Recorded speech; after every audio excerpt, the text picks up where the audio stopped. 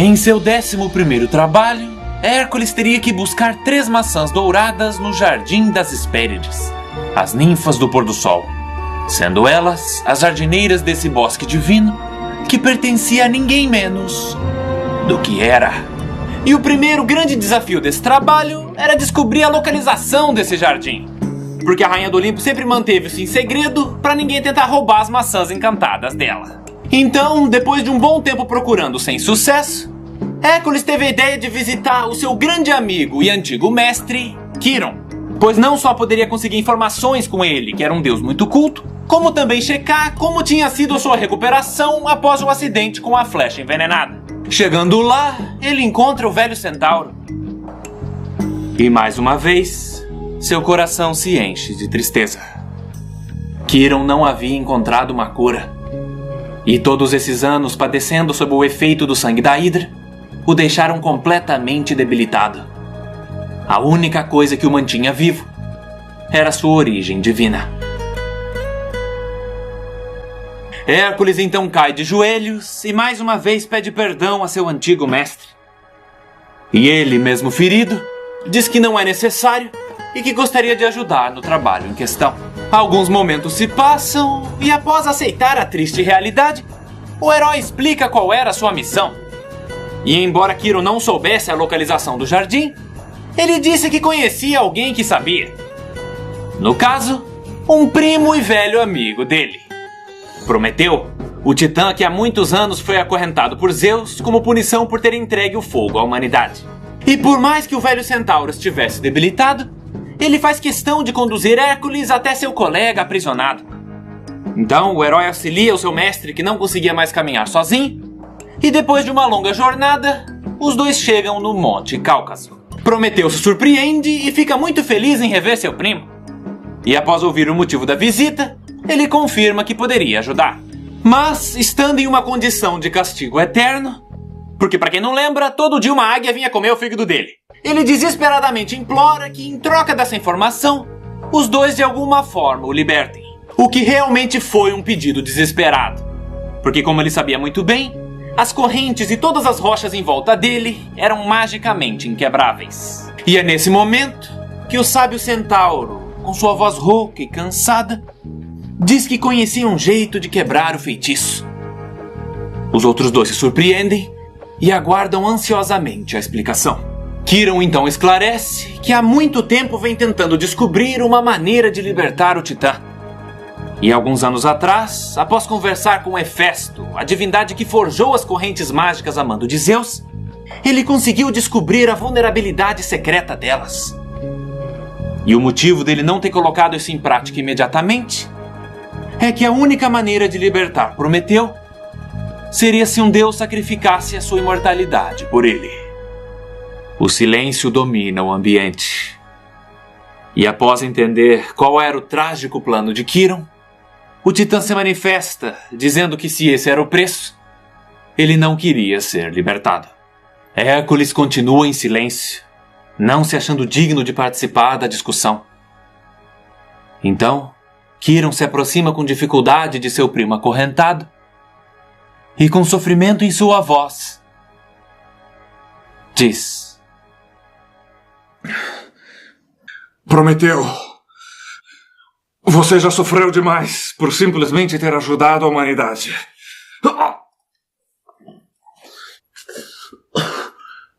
E como já deve ter percebido, eu também estou em aflição. O veneno que corre em minhas veias é incurável. Então eu lhe peço, aceite o meu sacrifício. Pois só assim, ambos estaremos libertos do sofrimento eterno. E com isso, Prometeu relutantemente aceita a proposta. Já o inconsolável Hércules tentava desesperadamente achar outra solução. Mas após aceitar que não havia outra maneira, ele agradece por tudo que o seu mestre lhe ensinou, dá um último abraço no velho centauro e, com lágrimas nos olhos, diz que foi uma honra ter sido seu aluno. Quirón então dá um sorriso e pede para que Hércules não se culpe por seus erros passados. Pois afinal de contas, na vida, às vezes você ganha e às vezes você aprende.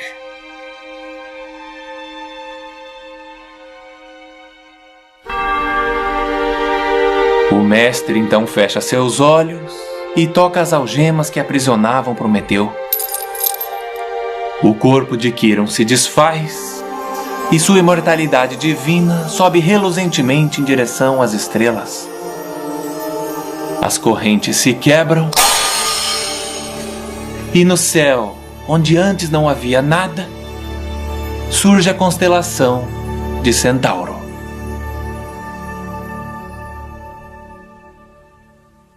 Alguns momentos de luto se passam e Prometeu, cumprindo sua promessa, trocadilho não intencional, vai até Hércules e lhe conta a localização do Jardim das Hespérides, dizendo que ele teria que passar por uma entrada secreta por dentro da Cordilheira do Atlas. E para quem não sabe, esse conjunto de montanhas recebeu esse nome porque, segundo a mitologia grega, é ali que o titã Atlas, que como curiosidade é irmão de Prometeu, foi condenado a carregar o céu nas costas após a Guerra dos Titãs. E agora é importante ressaltar que existe uma confusão em relação a isso. Porque em muitos lugares vocês podem encontrar que ele segurava o mundo nas costas. Inclusive eu falei isso no segundo Mitologia. E o motivo dessa confusão é que originalmente a mitologia diz que ele carregava a abóbada celeste, popularmente conhecida como céu. Mas como é difícil esculpir alguém segurando algo intangível, alguns escultores da época retratavam ele segurando uma esfera semelhante ao planeta Terra. Aí, muito tempo depois, no século XVI, os livros que traziam coleções de mapas do mundo foram chamados de Atlas. E provavelmente por causa disso, todo mundo começou a achar que ele segurava o planeta. E como informação extra, o Oceano Atlântico também foi nomeado em homenagem a ele. Continuando a história. Como um último favor a Prometeu, Hércules atira uma flecha na águia que vinha comer o seu fígado. Na sequência, os dois se despedem e cada um segue o seu caminho. O herói então inicia sua longa viagem até a cordilheira. E chegando lá, ele avista de longe o titã carregando a abóbada celeste. E como aquilo era um castigo eterno, ele vivia rabugento e fazia questão de pisotear qualquer enxerido que se aproximasse. E quando Hércules chegou, não foi diferente. Mas o que Atlas não esperava é que o pequeno semideus, que também era incrivelmente forte, conseguiu segurar a pisada e sair ileso. E com isso, Hércules despertou a curiosidade do titã bodybuilder e os dois resolvem conversar. Então, o herói explica sobre o trabalho que tinha que fazer e Atlas, além de confirmar a localização do jardim, comenta que as Hespérides são suas filhas, sendo que há muito tempo eles não se viam, porque o titã não tinha como sair dali sem o céu despencar e as ninfas não tinham permissão para sair do jardim. Hércules então agradece as informações e vai até o Bosque Encantado. E chegando lá, ele avista o maior e mais ameaçador monstro que já viu em sua vida. Ladon, um dragão de 100 cabeças com escamas de metal. E vamos começar combinando que nenhum bicho devia ter tanta cabeça. O meu limite fica ali nos 50 com os hecatônqueros. Então, pra mim, esse dragão é uma hidra fora de controle. Enfim, Hércules pela primeira vez fica receoso de atacar uma criatura, pois as escamas metálicas com certeza bloqueariam suas flechas. E num combate corpo a corpo, ele dificilmente teria alguma chance. Mas mesmo assim, o herói precisava seguir em frente. Ele chegou longe demais para desistir agora. Hércules precisava ter coragem.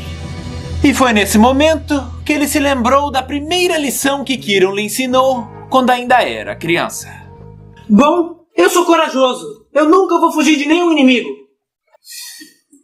Preste atenção no que eu vou lhe dizer.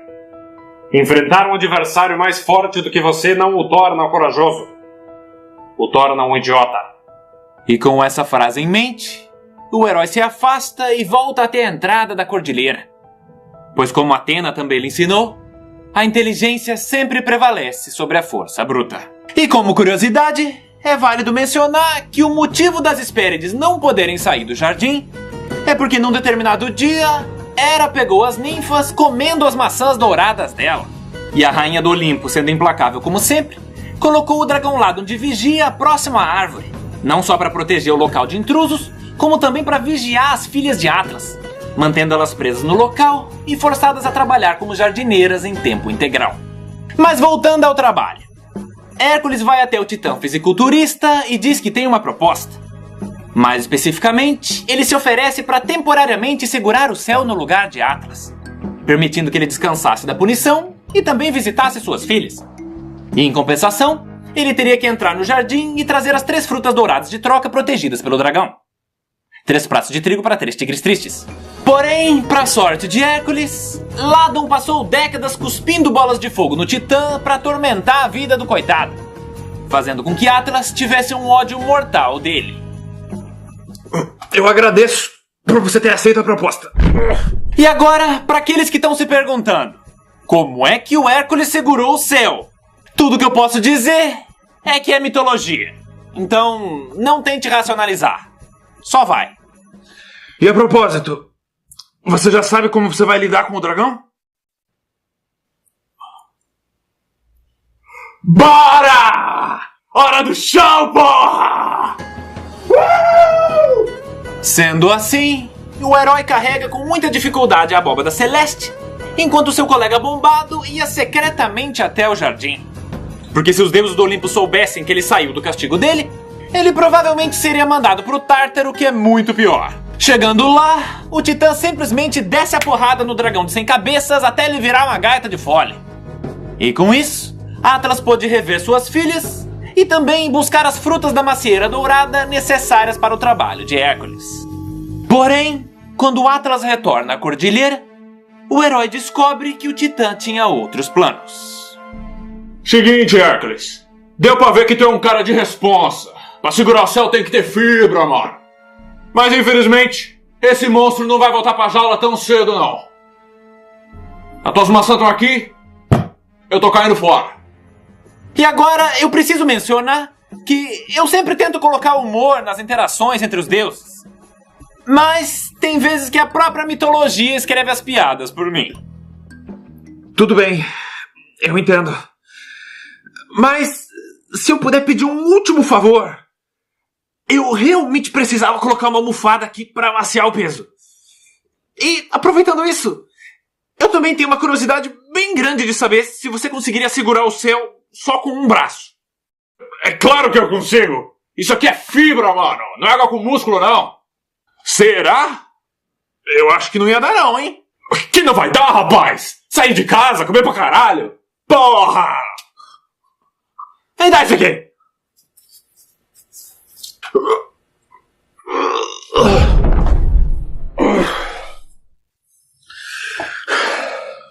Valeu! E foi assim que Hércules resolveu o problema, dando uma de perna longa dos Looney Tunes. Se isso não faz você gostar da mitologia grega, nada vai fazer. Na sequência, o herói leva as maçãs douradas até Euristeu e diz que fez tudo sozinho. E quando Hera ficou sabendo disso, ela ficou revoltadíssima e foi imediatamente questionar as Hespérides sobre como isso poderia ter acontecido. Lembrando que se ela descobrisse que não foi Hércules que pegou as maçãs, o trabalho seria invalidado. Mas chegando lá, as ninfas, que jamais dedurariam o pai, se fizeram de bobas e disseram que não sabiam o que tinha acontecido. Então, a rainha do Olimpo foi até Atlas e interrogou o Titã. E por mais que ele quisesse muito dizer que não foi o semideus que pegou as frutas, ele não tinha como fazer isso sem se entregar. Logo, Hércules saiu vitorioso. E tem uma outra versão que diz que Hércules simplesmente matou o dragão e pegou as maçãs.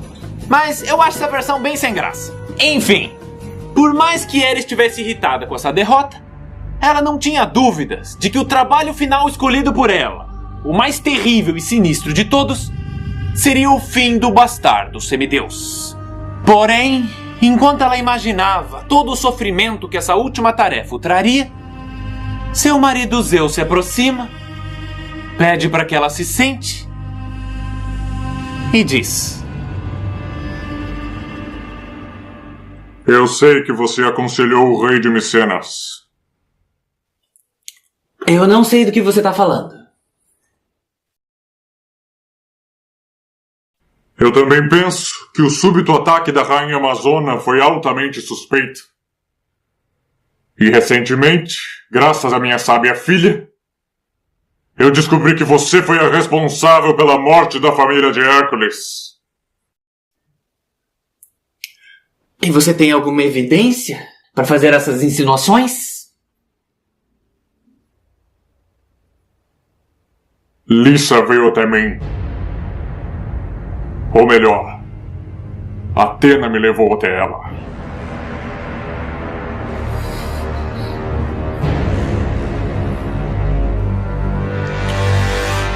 Mas eu não estou aqui para te punir. A deusa do casamento e da fidelidade ter casado comigo já é punição o suficiente.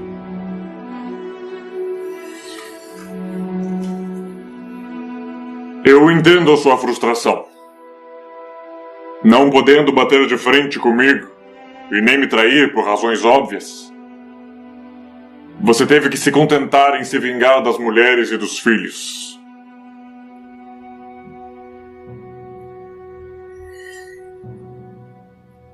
Eu não acho que era isso que você esperava para sua vida no dia em que nos casamos.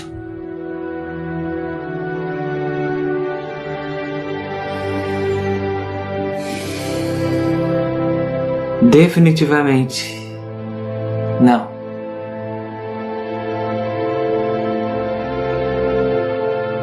Às vezes eu me pego relembrando esse dia. Você lembra quem te deu as sementes da macieira dourada como presente de casamento? É claro que eu lembro. Gaia sempre deu os melhores presentes. Se existe alguma fruta mais deliciosa do que aquelas, ainda não conheci.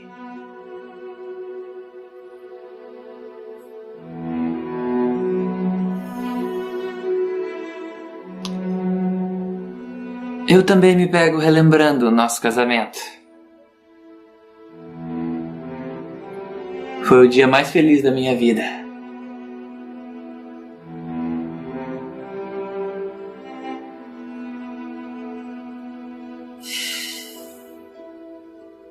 O que prova que um dia até eu já fui inocente.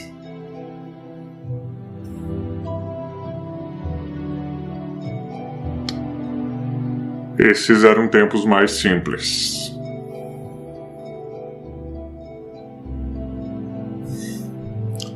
Mal a gente sabia que a vovó Gaia estava criando um monstro para arrancar os meus membros. Sim.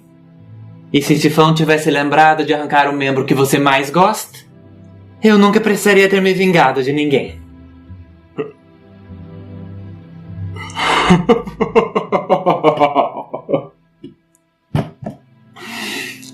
Foi exatamente por essa perspicácia ácida que eu me apaixonei por você.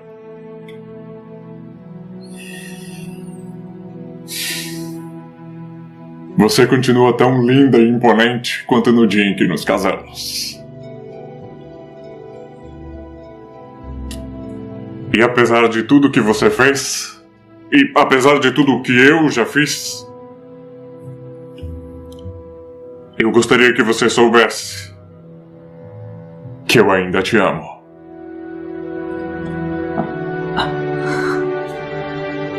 Então, você promete que a partir de hoje você vai ser fiel? Então, né, primeiro, né, vamos com calma, tudo etapas, né, primeiro, depois o outro, né, vamos pensar. Você me chamou aqui por algum motivo. Se não foi pra me punir, foi pra quê?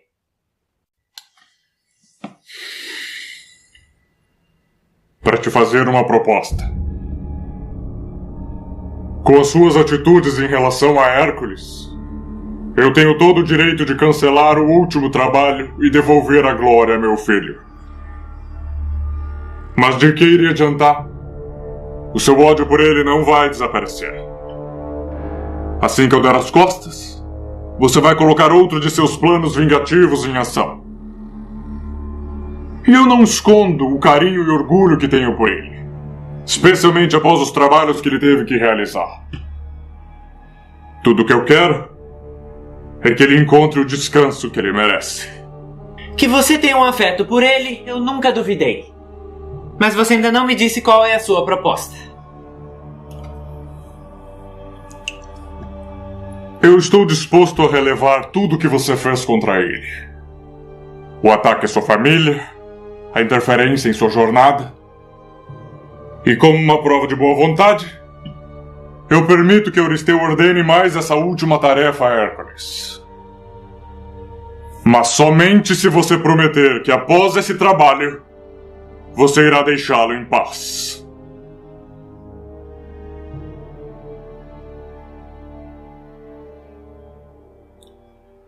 Desde o dia em que nos casamos, hoje foi a primeira vez que você demonstrou consideração pelo que eu sinto. Eu aceito. Dou minha palavra em nome do rio Estige.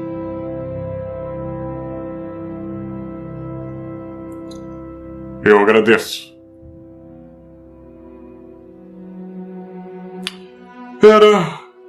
Eu posso não demonstrar muito, mas eu admiro você.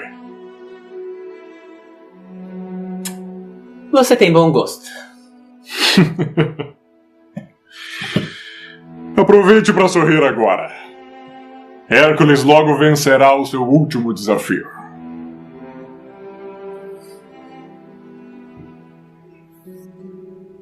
Isso é o que veremos.